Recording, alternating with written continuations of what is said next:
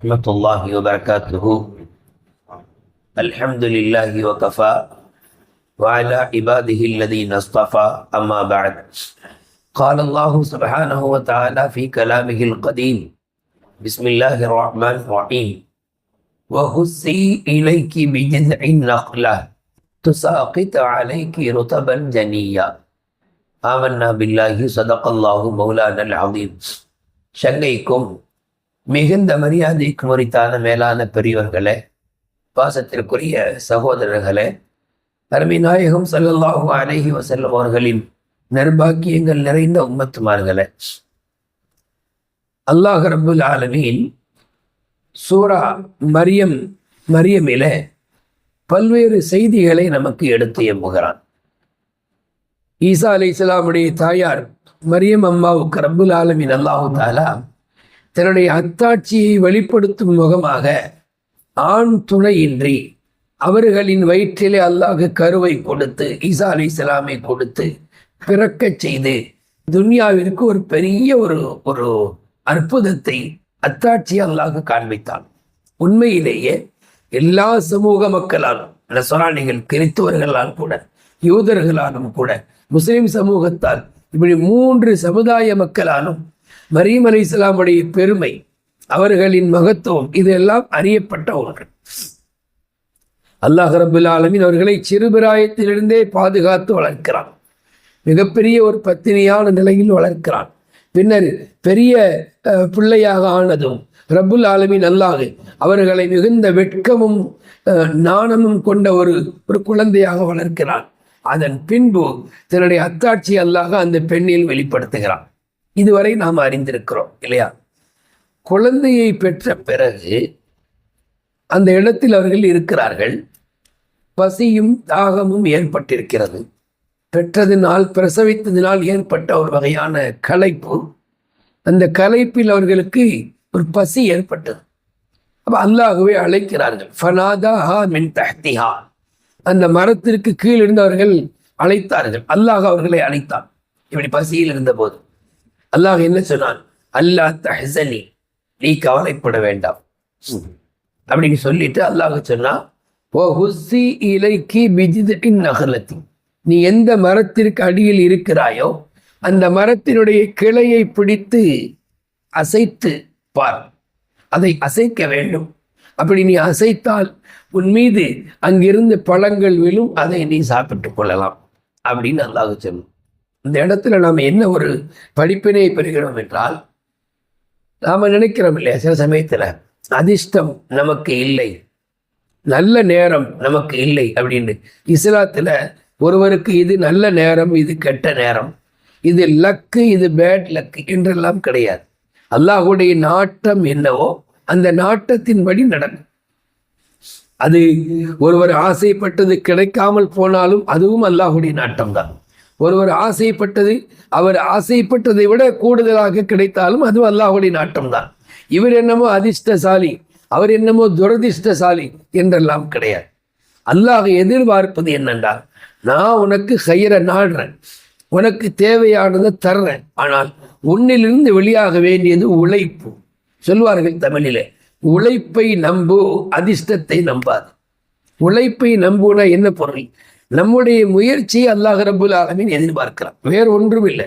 நாம் ரொம்ப முயற்சி எடுத்து நம்மை நாமே வருத்தி கொள்ள வேண்டும், தொழுகையெல்லாம் கூட விட்டுட்டு நாம் நம்முடைய உழைப்புக்கு முக்கியத்துவம் தர வேண்டும் என்பது கிடையாது. அல்லாஹ் நம்மள்கிட்ட எதிர்பார்க்கிறது இவ்வளவுதான். அல்லாஹ் பாருங்களேன், மரியம் அலைஹிஸ்ஸலாம கரெக்டாக அந்த மரத்தடியில் உட்கார வைத்திருக்கிறான். செய்ய வேண்டியது ஒரு சிறிய முயற்சி, அந்த கிளையை பிடித்து ஆற்றணும், அவ்வளவுதான். மற்றபடி மேலே ஏறி பழங்களை பறித்து கொள் என்றோ, அல்லது இங்கே மரம் இல்லை தள்ளி போய் மரத்தை நீ பார் என்றோ அதுவெல்லாம் சொல்லலை. 2 விஷயத்தை நாம் அங்கே விளங்குறோம். ஒன்று, உழைப்பு வேண்டும். உழைப்பின்றி நாம் அமர்ந்திருப்பது என்பது நமக்கான அழகு அல்ல, நம்முடைய ஈமான் அதை விரும்புவதும் இல்லை. 2வது, அந்த உழைப்பே நம்முடைய வாழ்க்கையாக ஆயிடக்கூடாது. சில பேர் பார்த்தீங்கன்னா 24 hours அதே சிந்தனை, உழைக்கணும், சம்பாதிக்கணும், இன்னும் நிறைய காசு பணங்களை பெருக்கணும். இது நமக்கு ஆரோக்கியமானதில்லை. இந்த உலகத்தில் காசு பணங்களை பெருக்கியவர்கள் எல்லாம் அல்லாஹ்வினுடைய அருளை பெற்றதாக நிறைய வரலாறு அப்படி கிடையாது.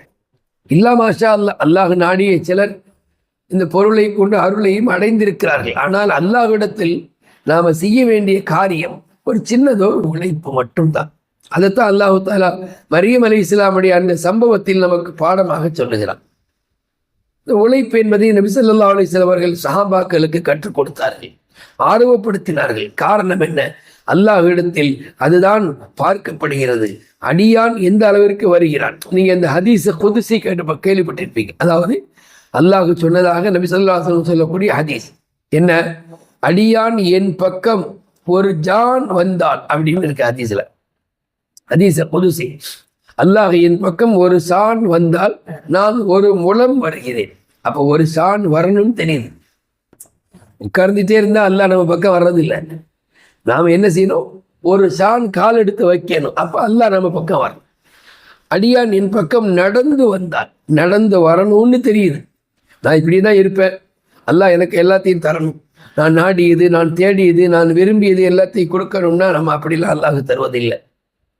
அல்லாஹ் நம்மிடத்தில் கொஞ்சம் உழைக்க வேண்டும், காலெடுத்து வைக்க வேண்டும், முயற்சி செய்ய வேண்டும் என்பதை அல்லாஹ் விரும்புகிறார். பாருங்க, நம் சமூக மக்கள், இஸ்லாமிய மக்கள் யாரும் 100% மேற்பட்ட மக்கள் உழைக்காமல் கிடையாது, வியர்வை சிந்தாமல் கிடையாது.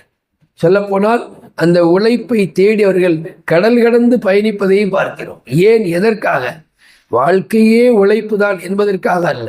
கொஞ்சம் உழைக்க வேண்டும், சம்பாதிக்க வேண்டும், பின்னர் நம்முடைய குடும்பத்திற்கான நலவுகளை மேற்கொள்ள வேண்டும் என்கிற ஆசை. ஆனால் இந்த நேரத்தில் நாம் நம்மை ஒரு ஒரு கட்டுக்குள் வைத்துக் கொள்ள வேண்டும். என்னவென்றால் இபாதத்துகளை மறந்துவிடக்கூடாது. சஹாபாக்களின் வியாபாரம் நமக்கெல்லாம் தெரியும்.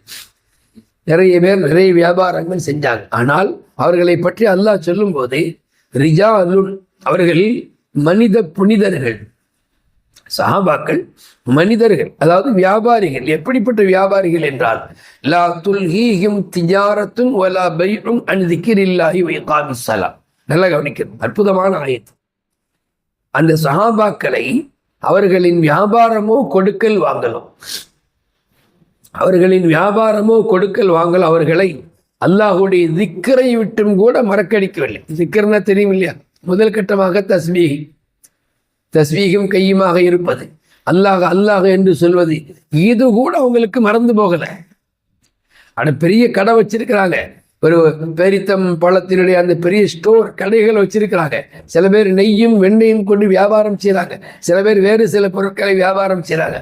அல்லாஹ் சொல்றான், அல்லாஹுடைய திக்கரை விட்டும் கூட அவர்கள் தங்களை அல்லாஹுவை மறக்கவில்லை, திக்கரை விட்டும் கூட தங்களை அவர்கள் வேறு பக்கம் திசை திருப்பவில்லை. அந்த வியாபாரம் அல்லாஹுவை திக்கர் செய்தார்கள். ஒன்று. ரெண்டாவது இகாமிஸ் ஸலாம், தொழுகையை நிலைநாட்டுவதற்கு அவர்களை வியாபாரம் திருப்பவில்லை.